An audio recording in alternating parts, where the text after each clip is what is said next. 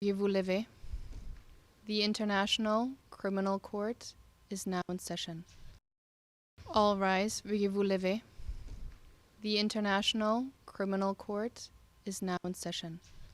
Ang kompormasyon ng mga sakdal na pagdinig hinggil sa kasong ang taga-usig laban kay Rodrigo Roa Duterte na ginawa noong ika-23 hanggang ika-27 ng Pebrero 2026 sa harap ng ICC pre-trial na Kamara 1. Binubuo ng punong hukom, Hukom Yulia Antuanela Mutok, Hukom Reynie Adelaide Sophie Alapini Ganso at Hukom Maria del Socorro Flores Liera. Sa loob ng 4 na araw na pagdinig, ang prosekusyon, ang dipinsa at ang legal na mga kinatawan para sa mga biktima, inilahad ang kanilang pambungad na mga pahayag. Ginawa nila ang pangwakas na mga pahayag, ginawa nila ang paglalahad ng argumento sa harap ng mga huwis hinggil sa merito ng kaso. At pagkatapos ginawa nila ang pangwakas na mga pahayag. Ang kumpirmasyon ng mga sakdal na mga pagdinig ay isinagawa sa kawalan ng pinaghihinalaan Ginoong Rodrigo Roa Duterte na kinatawan ng kanyang punong depensa na abogado, Ginoong Nicholas Kaufman. Pinaalalahanan ng punong hukom, Hukom Yulia Mutok ang publiko, kasama na rin ang mga partido at mga kalahok tungkol sa pakay ng kumpirmasyon ng mga sakdal na pagdinig. La présence audience est relative à la confirmation des charges.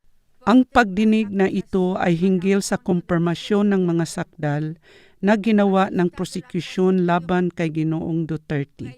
Sa yugtong ito ng pre-trial na mga proseso, ipinaparatang ng OTP na si Ginoong Duterte ay may pananagutan hinggil sa mga krimen na agad na babasahin ng opisyal ng hukuman.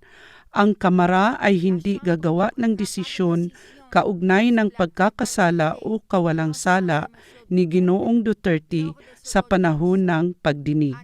Sa katunayan, ang tungkulin ng Kamara ay upang tukuyin kung may sapat o ng katunayan para maitatag ang makabuluhang mga basihan upang maniwala na ginawa ni Ginoong Duterte ang mga krimen kung saan siya ay isinasakdal. Kung ang lahat o bahagi sa mga sakdal ang kinumpirma, ipapasa ng Kamara ang kaso sa paglilitis na kung saan gagawa ng desisyon ang paglilitis na Kamara Trial Chamber hinggil sa pagkawalang sala o pagkakasala ni Ginoong Duterte. Ang pangkalahatang mga prinsipyo na ipapatupad ay ang sumusunod. Ang pinaghihinalaan ayon sa Artikulo 66 ng Batas ng Rome Statute, ang pinaghihinalaan ay itinuturing na walang sala hanggang mapapatunayan ang kanyang pagkakasala sa hukuman. Ang tungkulin ng pagpapatunay ay nasa OTP na dapat magpapakita ng sapat na katibayan upang mapatunayan ang mga sakdal laban kay Ginoong Duterte ayon sa kinakailangang batayan sa pagpapatunay. Si Ginoong Duterte ay pinaghihinalaan ng pagpatay na itinituring bilang isang krimen laban ng sangkatauhan na umano'y ginawa sa Pilipinas sa pagitan ng ika-1 ng Nobyembre 2011 at ika-16 ng Marso 2019. Sa panahong ito, si Ginoong Duterte ay sa iba't ibang mga panahon ang Pangulo ng Pilipinas, ang alkalde sa lungsod ng Davao at umano'y ang namumuno ng pulutong ng kamatayan sa Davao Death Squad. Sa panahon ng kumpirmasyon ng mga sakdal na pagdinig, ang mga sakdal laban kay Rodrigo Duterte ay binasa sa silid hukuman sa oras na hindi pa ginawa ng mga partido at mga kalahok ang tungkulin upang maglalahad ng kanilang pambungad na mga pahayag. Para sa prosekusyon, pangalawang taga-usig, Ma'am Mandiayi Niang, inilahad ang pambungad na mga pahayag. Today marks an important day for international justice. Ngayong araw ay ipinahihiwatig ang makabuluhang araw para sa internasyonal na katarungan, para sa sambayanan ng Pilipinas, para sa mga biktima at para sa hukumang ito. Ang pagsisimula ng pagdinig para sa kumpirmasyon laban kay Ginoong Rodrigo Roa Duterte ay isang paaalala hinggil sa walang pag-aalinlangang pagtupad ng misyon upang imbestigahan at usigin ang mga individual na may kinalaman sa pinakamalubhang mga krimen na binigyang diin ng internasyonal na komunidad at nabibigyan ng katarungan ang mga libo-libong mga biktima ng malalaking mga krimen at paglabag na ginawa sa Pilipinas. Ito din ay nagpapaalala na ang mga nasa kapangyarihan ay hindi mas mataas sa batas. Sa panahon ng kanilang mga paglalahad hinggil sa merito ng kaso, ang pangkat ng prosekusyon na pinamumunuan ng senior na abogado ng paglilitis, senior trial lawyer, Ginoong Julian Nichols, ay patuloy na inilahad ang detalye hinggil sa umano'y mga krimen na ginawa ni Ginoong Duterte sa panahon ng pagkakasakdal.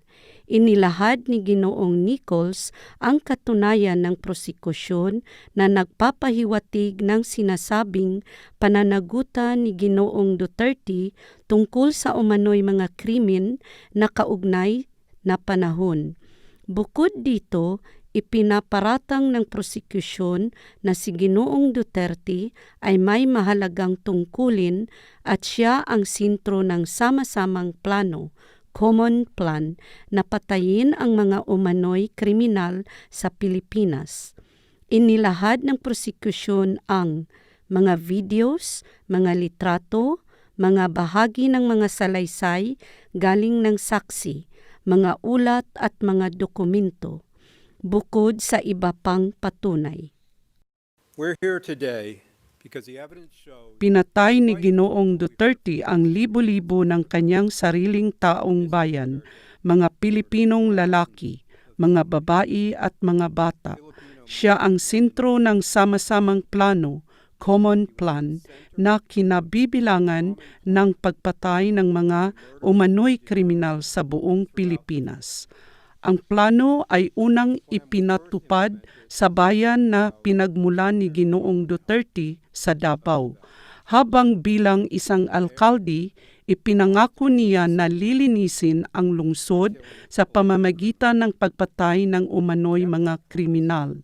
Ang pangakong iyan ay kanyang tinupad at pumatay siya ng mga daan-daan sa pamamagitan ng mga pulutong ng paglikida, liquidation squads, mga pulutong ng kamatayan, death squads. Itong mga pulutong ng paglikida ay tanyag sa pangkaraniwang pangalan bilang pulutong ng kamatayan sa Davao, Davao Death Squad o DDS. Pagkatapos ng ilang mga taon, 2 mga dekada sa pagpatay ng umano'y mga kriminal, bilang isang alkalde ng Davao, ito ay malinaw na kanyang naintindihan na ito ay isang estratehiyang pampolitika na maaaring gagamitin upang makamtan ang mas mataas na tungkulin at mas maraming kapangyarihan, ang pagiging pangulo, at iyan talaga ang kanyang ginagawa.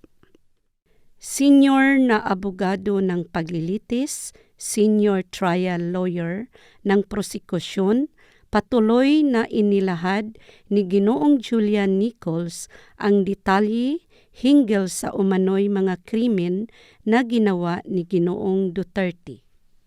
as president, he murdered thousands using the same Bilang isang pangulo, Libo-libo ang kanyang pinatay gamit ang pareho, karamihan sa pareho, mga kasabwat sa paggawa ng krimen at mga pamamaraan galing sa kanyang panahon bilang isang alkalde ng Davao. Pagkatapos ay kanyang nilipat ang pamamaraan at ang iilan sa mga kasabwat sa Manila upang palalawakin ito ang mga krimen. Ang mga biktima sa kasong ito ay mula ng may kapangyarihang mga individual hanggang sa karamihan ang mga pinakamahirap mga sambayanan ng Pilipinas. Ngayon, bakit ang mga mahihirap ang pinili at biktimahin? Kagaya ng kadalasan, sila ang pinaka-vulnerable at wala silang mga pamilya at kapangyarihan na gagawa ng mga ulat ng kapulisan at sila ang sobrang natatakot. Ipinagyayabang ni Ginoong Duterte ang mga patayan na humantong sa mga libo-libong nasawi sa ilalim ng kanyang utos. At kahit isa wala, sa kahit anong oras na ipinakita niya ang pagsisisi. Ipinangako din niya, maririnig ninyo, na pananagutan niya, siya mismo ang mananagot para sa mga patayan kung kinakailangan. Iyan na ang dumating na panahon. Tiwala kami na kung kagalang-galang na mga hukom, kukumpirmahin ninyo ang mga sakdal sa kasong ito, tayo ay magtatagumpay at si Ginoong Duterte ay mahahatulan sa paglilitis. Ginoong Joel Butuyan, ang legal na kinatawan para sa mga biktima sa kasong ito, inilahad ang pambungad na mga pahayag bilang kinatawan ng mga biktima. Madam President, Your Honors, by way of an opening statement, we convey the views and Madam Pangulo, mga kagalang-galang na hukom, sa paraan ng pambungad na pahayag, aming ipapaalam ang mga pananaw at mga pagkabahala ng 497 mga biktima na pinahintulutang makilahok sa mga prosesong ito. Sa simula, mga kagalang-galang na hukom, aming ipinahayag ang malalim na paghihina ng loob ng mga biktima dahil sa desisyon na pinahintulutan si Rodrigo Duterte na hindi dumalo sa yugtong ito hinggil sa kumpirmasyon ng mga sakdal na mababasa sa mukha ni Ginoong Duterte habang binabasahan at hinaharap sa kanya ang malulubha at karahas-rahas na mga sakdal laban sa kanya. Maituturing sana na mahalagang bahagi ng katarungan para sa mga biktima.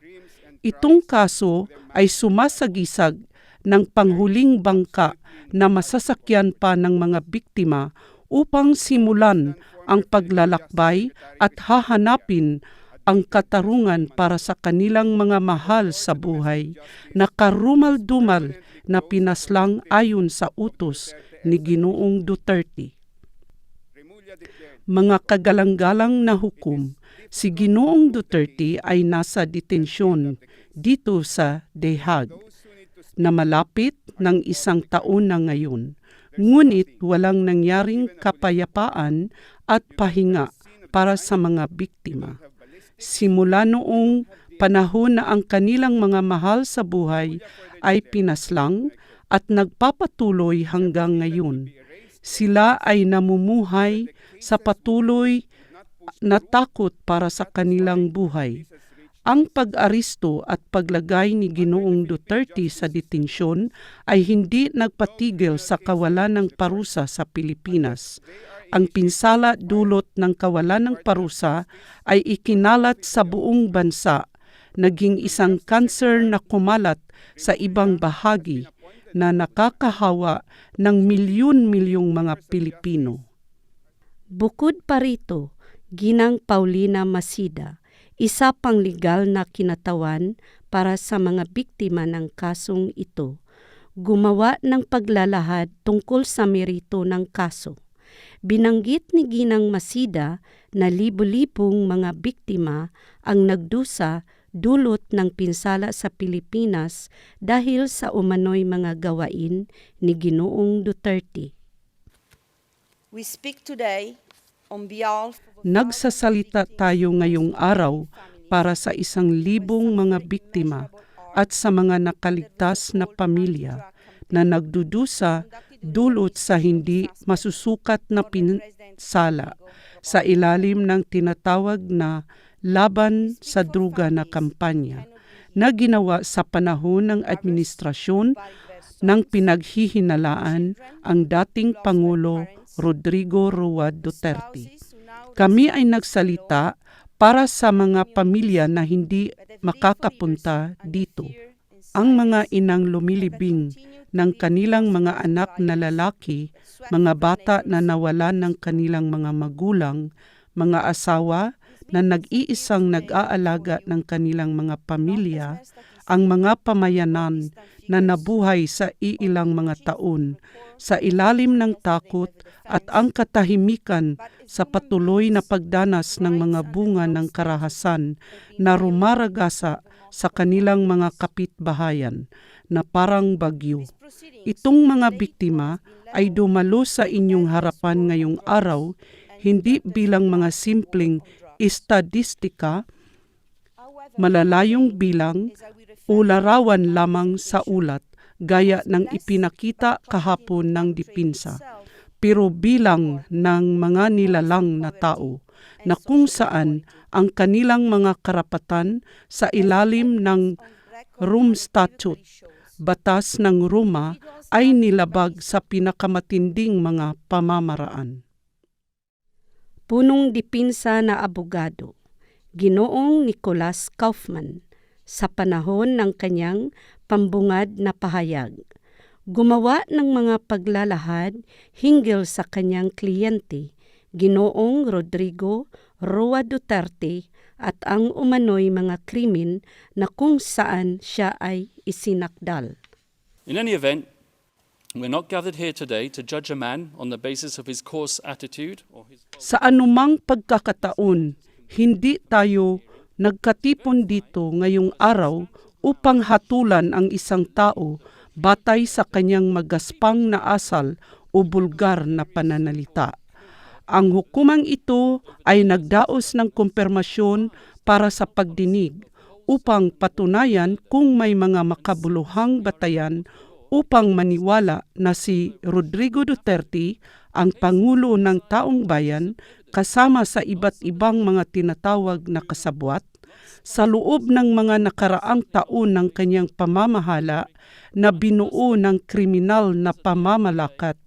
Binuo ang isang kriminal na pulisiya ng malawakang at walang habas na pagpatay. At dahil tayo ay nasa hukuman, nararapat itong bigyang diin. Bagaman, hindi ko na dapat. Ang mga kaso ay pinagpasyahan ayon sa ebidensya, hindi haka-haka, hindi sa maanghang na tsismis, hindi imbakan ng bulong-bulungan at tiyak na hindi binabatay sa pampolitikang retorika at paninira. Ayon sa pambungad na mga pahayag at sa mga paglalahad hinggil sa merito ng kaso, ang mga partido at mga kalahok na naglalahad din ng kanilang pangwakas na mga pahayag magmula sa prosekusyon, Ginoong Julian Nichols, senior na abogado ng paglilitis, senior trial lawyer, humiling sa Kamara na kukumpirmahin ang mga sakdal laban sa pinaghihinalaan Ginoong Duterte. The facts can't be denied by these sprinklings. Ang mga katotohanan ay hindi maaaring maitatanggi sa pamamagitan ng itong mga maliliit na distraksyon o panakip butas. Siya ang namamahala ng isang pulutong ng kamatayan sa Davao Death Squad, na ginawa niya, ito ay kanyang pinamamahalaan sa loob ng 20 mga taon bago siya naging Pangulo. Ang kanyang pangako ay pumatay ng libo-libo at talagang ginawa niya. Kaya hindi mahalaga kung ilang beses sinubukan niyang magbigay ng babala. At uulitin ko, ayon sa aking ipinahayag, hindi ito karaniwan sa mga krimen na isinagawa ng mga may kapangyarihang mga tao. Sinubukan nilang ipaloob ang isang depensa.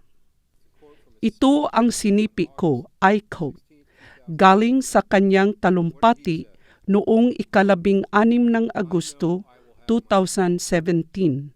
Aking sinipi, I quote, kung ano ang kanyang sinabi. Batid ko na darating ang aking sariling pagbagsak. Hindi ako magiging Pangulo pang magpahanggang bukas. Wait, I will repeat. Sync 11. Ito ang sinipi ko, I quote. Galing sa kanyang talumpati noong 16 ng Agosto 2017. Aking sinipi, I quote, kung ano ang kanyang sinabi. Batid ko na darating ang aking sariling pagbagsak. Hindi ako magiging Pangulo magpahanggang wakas. Batid ko na hihingi sila ng pananagutan para sa lahat ng mga kamatayan na ito. Wakas ng sipi. End quote. At tama siya noong sinabi niya ang mga salitang iyon. Kailangang mananagot siya para sa lahat ng mga napaslang. Hinihingi ito ng mga biktima, hinihingi ito ng katarungan, at para sa mga layunin ng kumpirmasyon, hinihingi ito ng katunayan. Aming napapatunayan sa antas na sapat upang ito ay maisampa para sa paglilitis. Aming hinihiling sa inyo mga kagalang-galang na hukom na gagawin iyan. Salamat.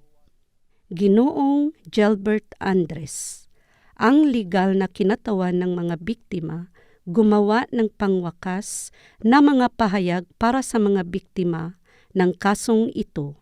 Humiling sa Kamara na kukumpirmahin ang mga sakdal laban sa pinaghihinalaan. Ginoong Duterte.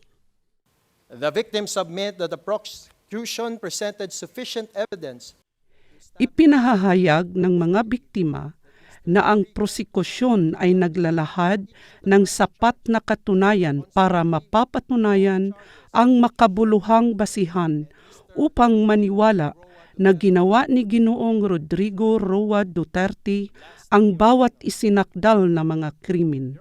Sa makatuwid, ang lahat ng mga sakdal ay dapat kumpirmahin at isa ilalim sa paglilitis si Ginoong Rodrigo Roa Duterte. Sa katapusan, mga galang-galang na hukom, gusto ng mga biktima na makumpirma itong mga sakdal dahil gusto nilang maibalik sa kanilang mga komunidad.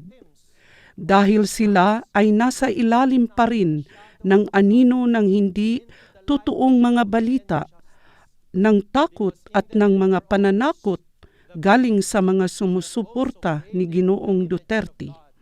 Kaya mahalaga mga kagalang-galang na hukom na itong lahat ng mga sakdal ay makukumpirma laban kay Ginoong Duterte upang ang mga biktima sa krimeng ito ay makakaligtas sa anino ng kadiliman patungo sa liwanag ng katotohanan at katarungan.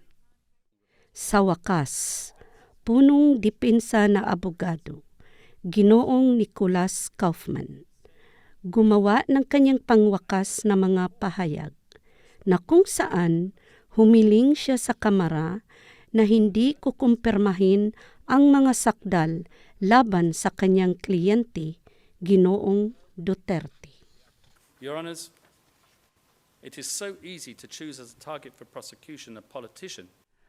Mga kagalang-galang na hukom, napakadaling pumili ng isang politiko bilang layunin para sa prosekusyon dahil sa paraan ng kanyang pagpapahayag ng mga pulisiya. Kung si Rodrigo Duterte ay sisihin sa anumang bagay, ito ay dahil sa hindi naaangkop niyang pagpili ng wika. Ngunit wala siyang pinatay. Galing sa malaking basihan na datos, database at katunayan na kung saan nakasalalay ang prosekusyon, uulitin ko na walang anumang bagay na maaaring direktang iugnay kay Rodrigo Duterte ang 78 mga umano'y kamatayan. Kaya sila ay nakasalalay sa iilang pinili at sa mga mabungangang individual sa administrasyon ni Duterte. Tinatawag silang mga kasabwat sa krimen upang pilitin na ipataw ang kanilang ilusyon tungkol sa sama-samang plano, common plan, na teorya. Inuugnay si Rodrigo Duterte sa mga biktima. Mga kagalang-galang na hukom, nagmamakaawa ako sa inyo, nagagabayan kayo ng katunayan na dapat umabot sa pinakamababang antas ng integridad, na kayo ay mahihikayat sa pamamagitan ng inyong sariling pagdadama ng katarungan at sa inyong sariling kabuuang mga taon na karanasan. Ngunit ang pinakamahalaga, nagagabayan kayo ng malinaw na katunayan at sa pamamagitan ng tamang pag-iisip. Hinihiling ko sa inyo na hindi ko kumpirmahin ang mga sakdal. Hinihiling ko sa inyo na ibabalik si Rodrigo Duterte sa Pilipinas, hindi upang pamahalaan, kundi simple lamang upang hayaan siyang ipagpatuloy ang natitirang bahagi ng kanyang mga araw sa ilalim ng kapayapaan sa kanyang payak na pamamahay sa Davao. Ayon sa konklusyon ng mga pagsusumiti galing sa mga partido at mga kalahok, ang punong hukom, Hukom Yulia Mutok, ay nagpasalamat sa lahat bago tinapos ang pagdinig. Ang pakay ng kumpirmasyon ng mga sakdal na pagdinig ay upang tukuyin kung may sapat na katunayan para maitatag ang makabuluhang mga basihan upang maniwala na ginawa ng tao ang bawat isinakdal na mga krimen. Kung ang isa o mas marami pang mga sakdal ang kinumpirma, ang kaso ay ililipat sa Kamara ng Paglilitis na gagawin sa susunod na yugto ng mga proseso, ang paglilitis.